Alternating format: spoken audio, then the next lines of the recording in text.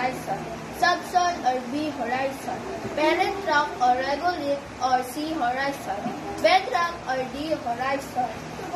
Topsoil, uppermost layer of soil, rich with organic materials that core humus and minerals. Several kinds of plants can be seen growing on this layer. Subsoil, located below the topsoil, composed of loosely arranged of rock, sand, and clay. Very rich with minerals that drain from topsoil. When topsoil is washed out, the subsoil alone cannot support plant life. Parent rock, composed of rock that are slowly breaking apart. It does not contain necessary nutrients and water that are needed for plant growth. Bedrock, lowest layer of soil, made of undisturbed large boulders and gravel.